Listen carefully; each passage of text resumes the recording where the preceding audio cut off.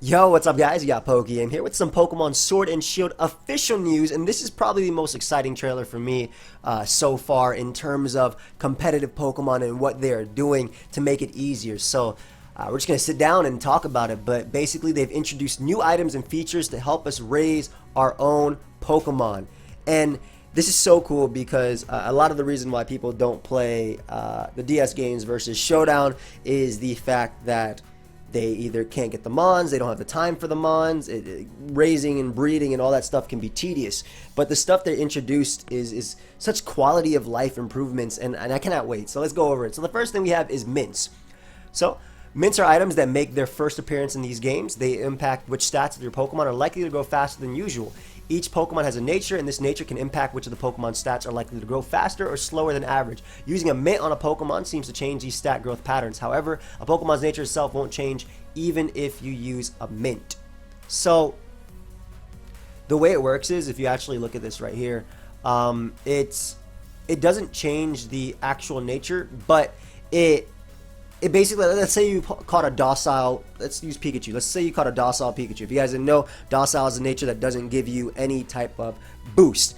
If you use a timid mint on the Pikachu, basically if you use docile, none of its stats have a plus or minus, right? They're all new. If you use a timid mint on a Pikachu, it's going to have the stat changes as if it's timid, so it'll have plus speed minus attack. It's not going to actually have the nature itself, but it's kind of similar to was it the bottle caps thing they did where you could cap out the IVs when you were at level 100 regardless of it, and it was kind of like a like a band-aid over it. So I think that's such a cool improvement because that means even your in-game Pokemon can actually be competitive, right? Or for those of you that actually like to shiny hunt, and you know you've been shiny hunting for this what's a Pokemon that's been released? Yamper. You've been shiny hunting for a Yamper, right? You finally got a Yamper, and let's say Yamper's a physical Pokemon. We have no idea. Let's say Yamper's a physical Pokemon. You finally got a Yamper, and the nature you got was Calm. Calm is minus attack plus special defense.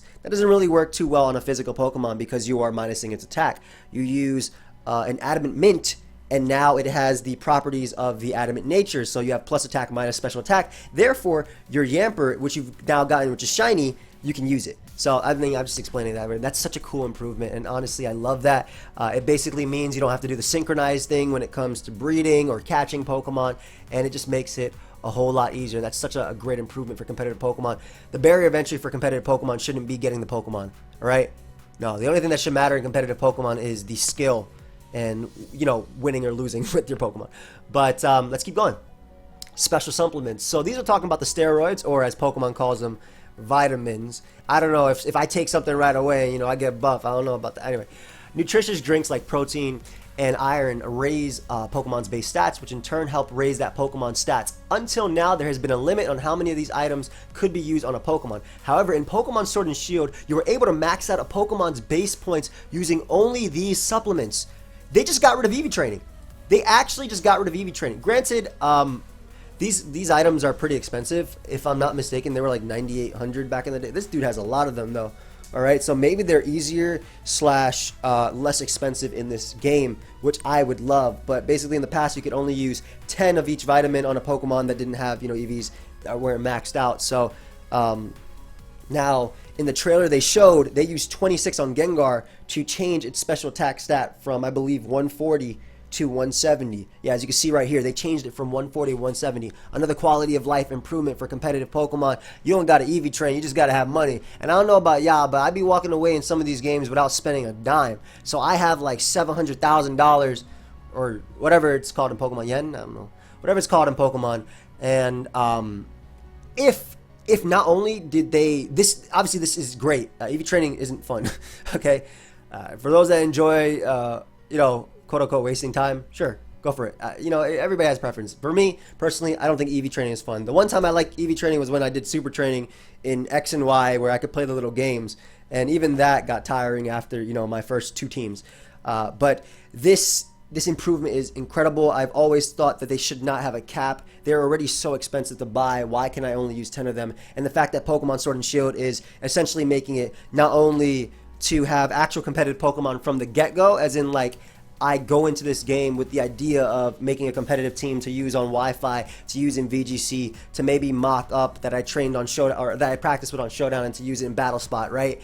But also, I can play through the game like, as in with my a casual mindset as well, right? As just a person who enjoys Pokemon, and I end up seeing someone on, let's say, YouTube or a Twitch that's playing competitive, is like, I really like my almost spoiled some stuff. I really like my Score Bunny, which I soft reset for to get a shiny, and it's just a bad nature though, man. I see this person using Jolly of the evolution of Score Bunny. I don't know if Jolly's going to be good on the evolutions of Score Bunny. I don't know, and I'm not going to talk too much about that. But like, I see this person using Jolly, but mine says Serious Nature. Why is his Pokemon so much faster and better? How do I make it? And then I get take a mint and I eat some proteins. Hell yeah, let's go. Anyway. The next one, there's a few more improvements, but the next one is the experience candies.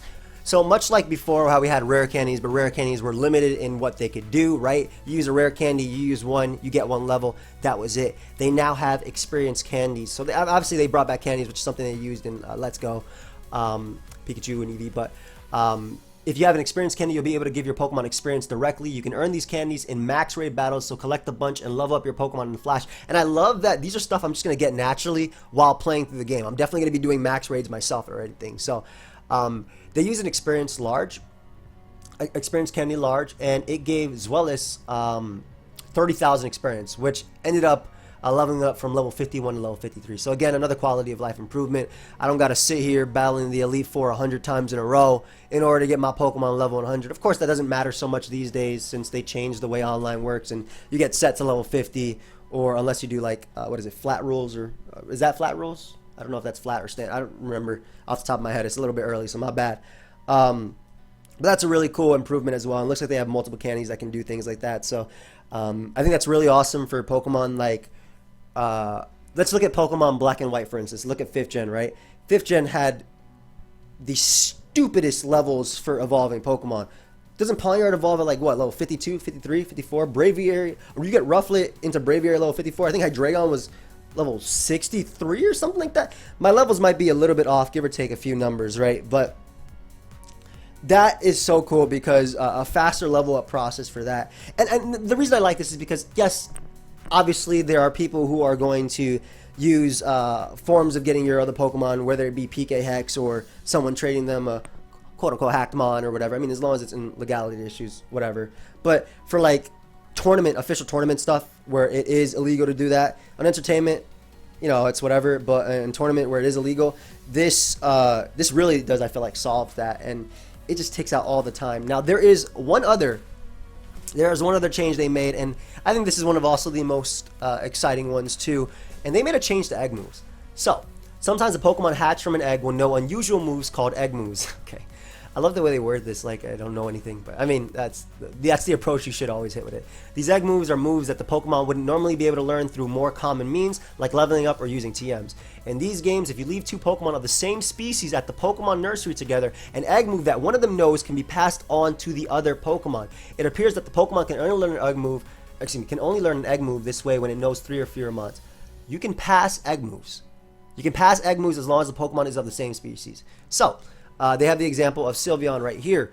In the trailer they showed, which I can't show, the Sylveon they showed had Dazzling Gleam, Wish, Charm, and Yawn. They decided to pass Moonblast to it, and now from another Sylveon, and now basically when they put it in, they were able to give it Moonblast, and that's amazing. So like, let's say I'm not 100% sure if this is how it works, but like a TM, not even, I think just the same species, like a TM between the same Pokemon. Say you breed hardcore to get, and my boy Dan is like giving me an example here, but let's say you bred hardcore to get an egg move on a Corviknight, right? And I believe Corviknight is a Gigantamax Pokemon, or is it Dynamax? Oh, let me check real quick, because I'm not. I swear they showed us. Whatever. Okay. Let's say you got an egg move on okay, Treadnought is Corviknight is again max perfect. So let's say you bred a move on your Corviknight, right? It's not a Gigantamax Corviknight though. It's not the one that you got in the raid battle, right? But you have this, you got this move. You do not want to do that. You want to catch this Corviknight from the max raid, and to be able to use obviously the G-Max and the G-Max capable moves and all that stuff. So being able to put them both in the daycare and just trade over that move for nothing is, I think that's incredible. I think that's also a really cool thing, and it kind of makes like it says between species as well, the same species. So I'm assuming when it says species, it doesn't mean egg groups. So I think egg groups and species are obviously different, but yeah, just being able to do that. If someone like, even if I had like let's say I had a Sylveon that had max IVs, right, but it doesn't have Moonblast, or it doesn't have Hyper Voice or whatever, but then someone trades me, or I find a Sylveon, or I got a Sylveon for somebody that has Hyper Voice and everything, but it has like, instead of 31 all IVs across the board, it has like 0 HP, 12 attack, 13 defense, whatever. Instead of getting that thing to level 100 and super training, hyper training, whatever it's called, with the bottle cap, whatever it is, I can just pass the move to my good Sylveon by putting them both in the daycare. So I think that's such a cool improvement. But yeah, I'm really excited for the future of competitive Pokemon when it comes to this specifically, because that means that this should be repeated, or if not even made better in the next games after Sword and Shield, because I'm trying to think long term when it comes to this. But let me know your guys' thoughts.